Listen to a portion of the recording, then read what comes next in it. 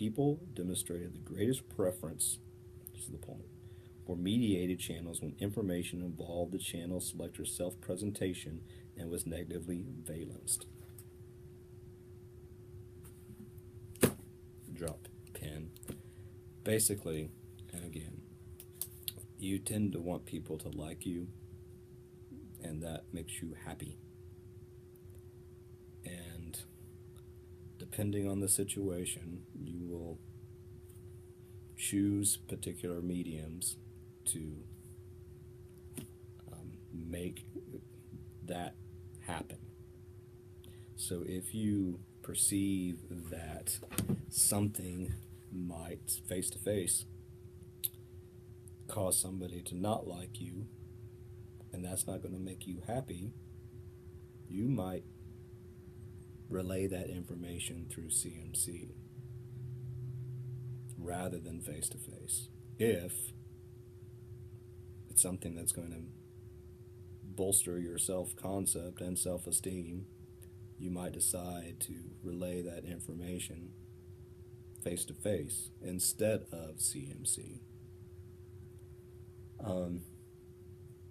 So that's sort of the idea there. Okay, self-disclosure. We've talked about this before. Self-disclosure, that is giving people information about ourselves or about the relationship. So it talks about personal self-disclosures, but also relational self-disclosures. You all know what relational self-disclosures are. It's like, yeah, I haven't told you this, but you smell. Why don't you shower?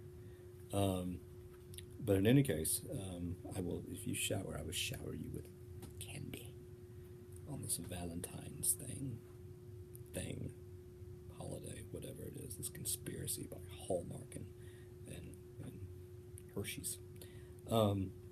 So in any case, they talk about relational self-disclosure as a type of meta-communication. I think that's very, very important. This is on the top of page 82. Again, meta-communication is, in a sense, let's talk about our relationship type of thing. Let's talk about how we talk, sort of a reflexive type of thing. That's why they have argued previously that, or others, that like itself is sort of meta-communication, because it's sort of implying that I like what you were saying and I like the way that you're saying that. Second paragraph here on page 82 is very, very important when it comes to relational self-disclosure and all this jazz. Sanders and Amison, that's Trish, found that persons in primarily face-to-face relationships who used CMC channels reported greater perceived relational closeness and higher levels of intimacy in self-disclosures than those who did not select CMC channels. Similar results are reported by Tidwell and Walther and Whitty. According to the respondents in the Pew blah blah blah study, they felt they had greater opportunities for frankness and open disclosure of negative or unpleasant information while interacting through email rather than face-to-face. So, basically the idea is persons primarily in face-to-face relationships. So you're in a face-to-face relationship, but you also use CMC.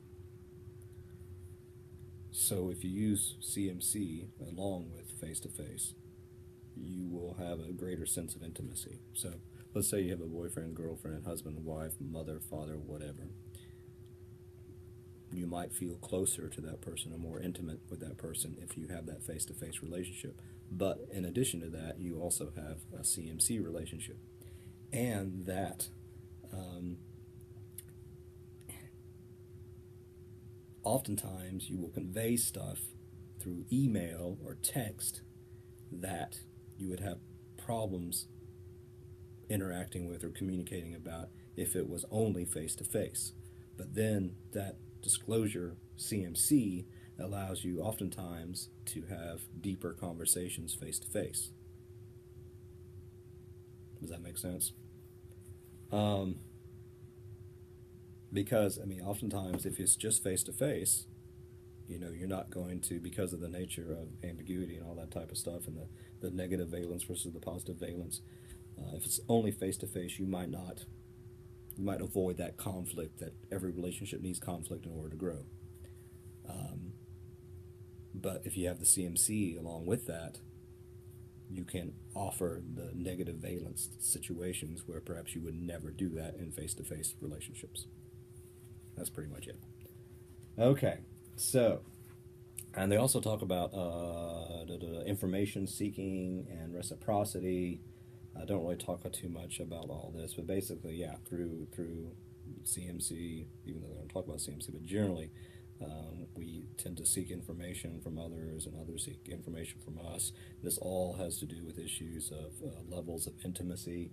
The more information we know about one another, the more reciprocation we oftentimes have, a self-disclosure, the more intimate the relationship. And intimate does not necessarily mean romantic. It can be just close. So interesting information there, generally about information seeking and reciprocity. And then the last bit of that little section is really, it doesn't say a whole lot. It's just, again, about how we select various channels in light of, how motivated we are to have an intimate relationship. Basically, it says self-presentation is impacted by a person's comfort in communicating across a range of situations and channels and in managing their personal relationships.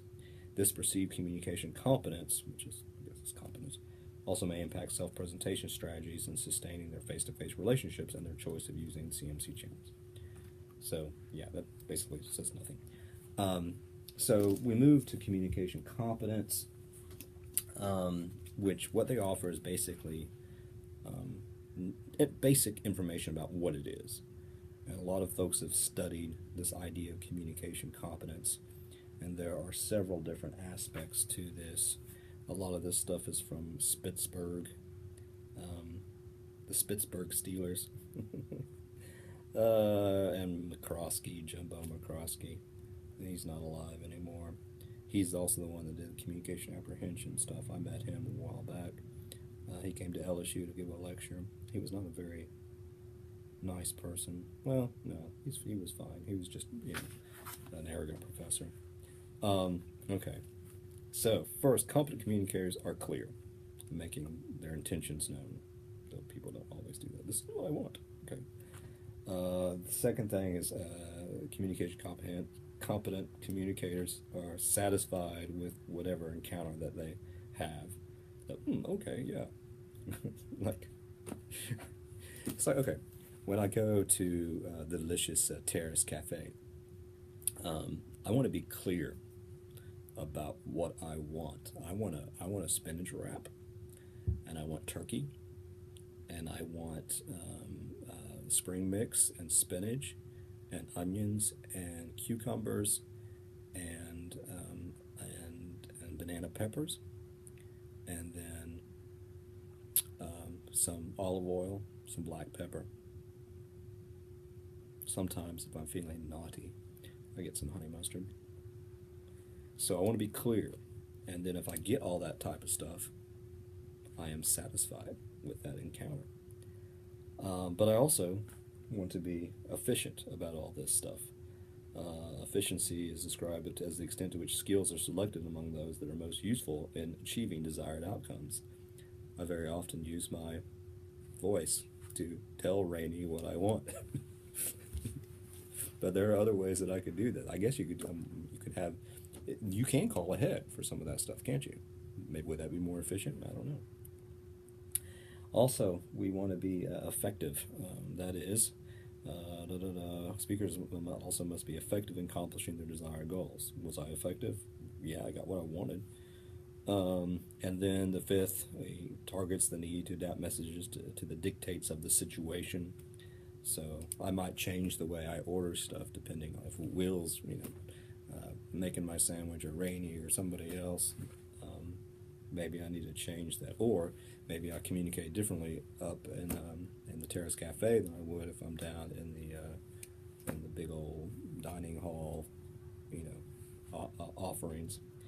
And then finally, it talks about issues of being ethical. Competent communicators use their skills to adapt their message in order to achieve communication goals appropriately, but also from within the person's ethical or moral code.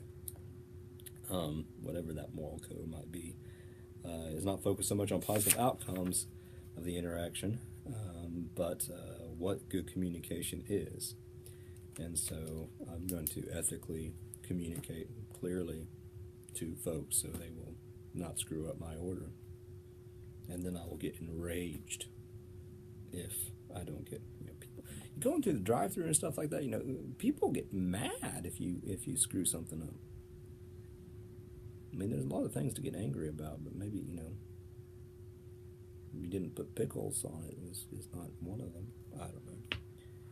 I like pickles. But in any case, so again, they don't really say too much about CMC here. It's just that they're always sort of thinking about calm competence, because you're always thinking about, okay, again, what's the best thing that I can do to get my information out there to communicate effectively? What channel do I use?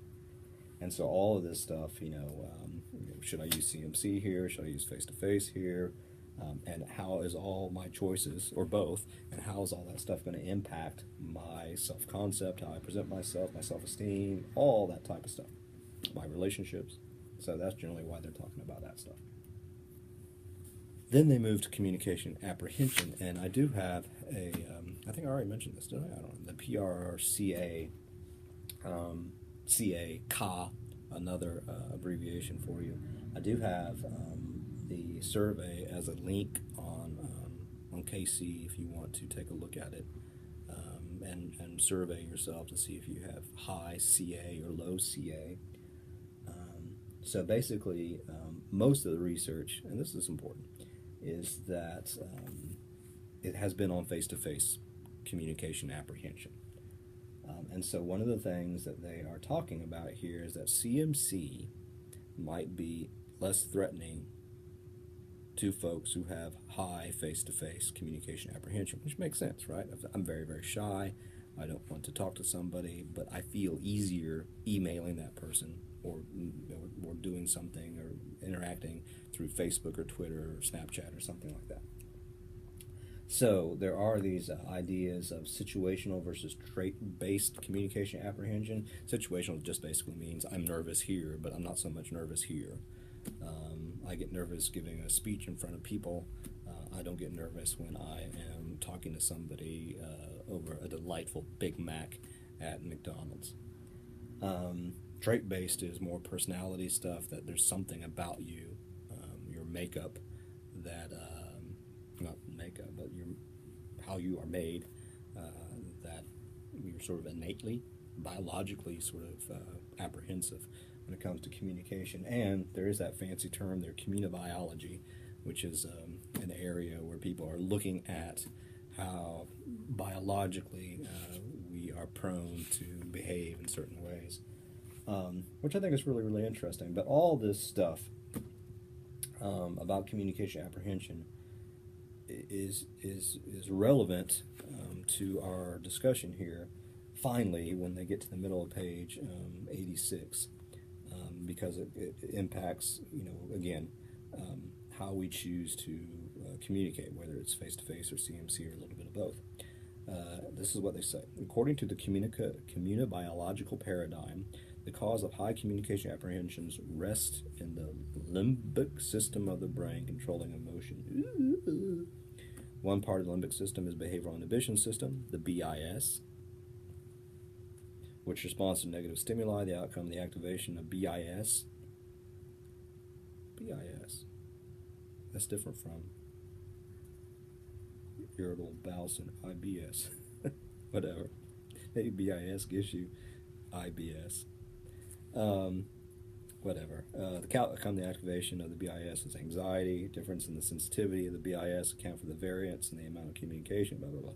So, okay, people with high levels of communication apprehension have lower tolerance for stimulation than those, whatever. However, okay, the behavioral activation system responds to positive rewarding stimuli. In short, actual communication behavior is a result of the collective influences of these two systems, blah, blah, blah, blah, blah. But the point being is that all this is going to impact whether you use face-to-face, CMC, or both. That's the point. That's it.